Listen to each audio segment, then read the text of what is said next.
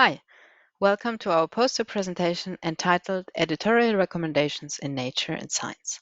I'd like to present some ongoing work that we've done at the European Research Council over the last year, while we had a seconded national expert from the Swiss National Science Foundation with us in the team, João Martins, who is now back in Switzerland. So I start right away with our main question, which is how can we identify the most outstanding contributions in science? So this question has been around for a long time and it is still very much debated. Science is a continuously evolving system and advancement is hard to pin down. So I won't go into detail into the philosophical questions about science, but it clearly shows that there is a theoretical part to our project that is still unsettled and debated. In practice, how does it work? How do we identify the most outstanding contributions? The science system has established certain recognition channels that it uses to identify outstanding publications. The logic here is that there is an objective metric or some external authority that provides a judgment so that a certain publication is judged as being highly relevant for the scientific community and that the publication advances our current knowledge in a significant way. So usually this judgment is based on bibliometric measures, so like citation counts or journal impact factors. And recent years have also added more metrics like the web attention of a scholar's article. There's several problems with this kind of metrics, although they have been the most common ones to use. Um, uh, I won't go into detail about discussing those, but what I want to focus on today in this project is the expert recommendations. So this is a very special case where where there is an authority that chooses a particular contribution to be very relevant for the field of research.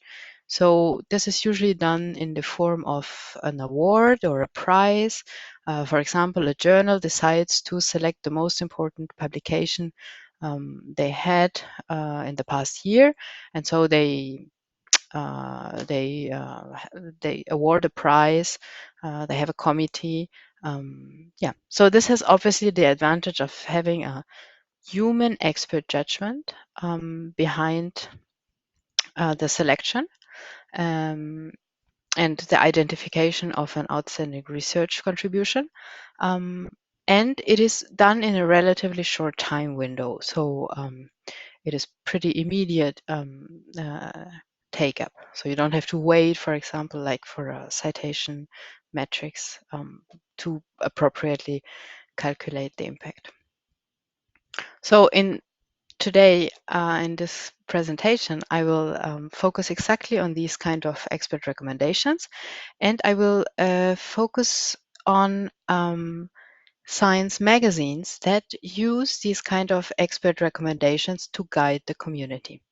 So I will show you a couple of examples in the next slides, and I will tell you what we have observed while working with this type of data.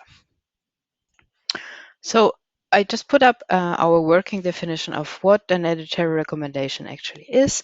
What is important here is, as I said, there is an expert human judgment behind this highlighted or featured publication, and there is some kind of justification why it is so special.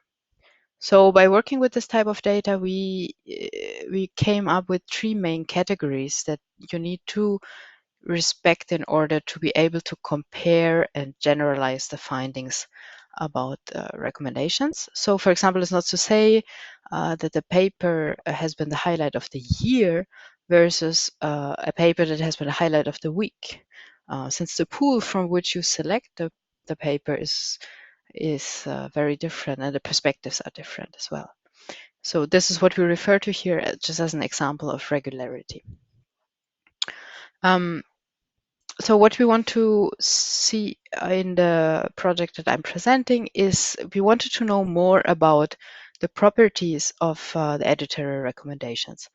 So we had done some work collecting them, looking at differences, but we wanted to really see some more characteristics of editorial recommendations.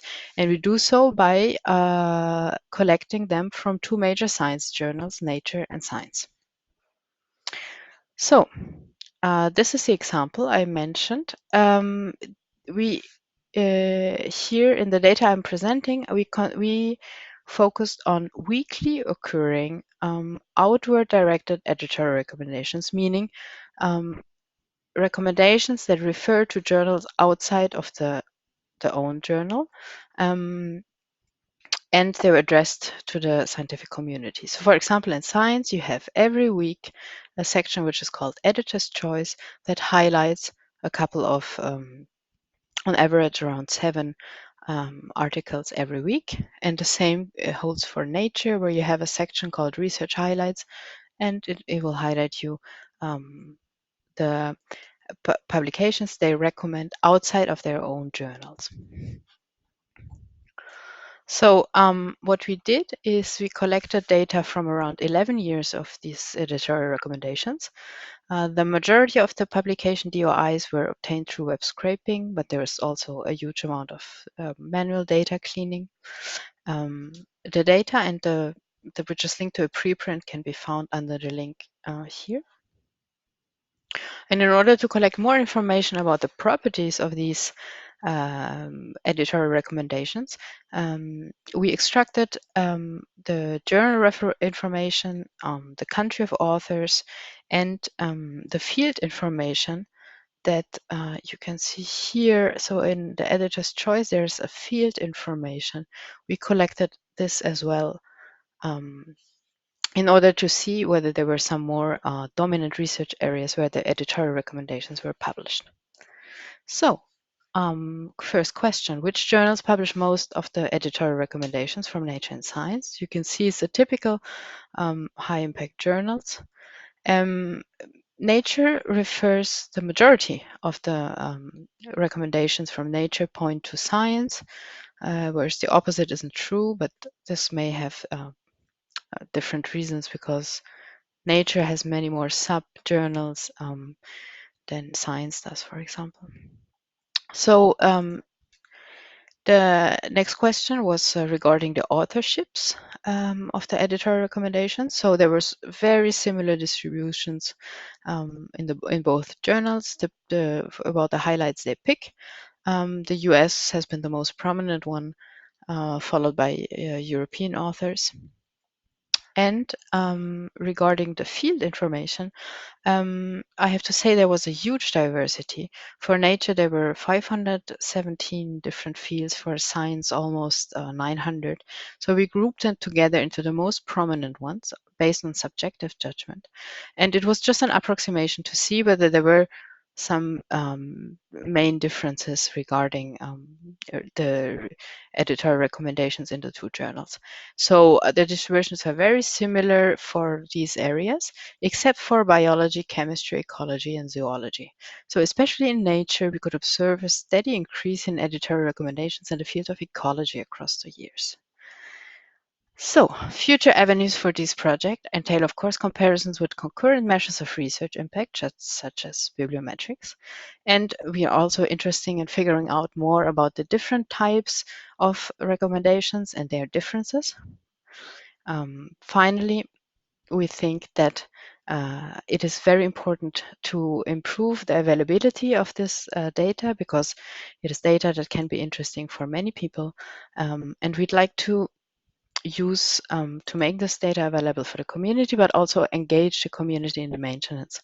So nobody's actually collecting or exploiting this type of information for now. So a lot of data cleaning is still needed. So yeah, we think this type of information is very useful, and because of the unique DOIs, it can also be linked to any type of knowledge graphs that are out there. Okay, with this, I'd like to thank you for your attention, and please don't hesitate to get in touch for any comments or questions. Yeah, that's it. Thank you.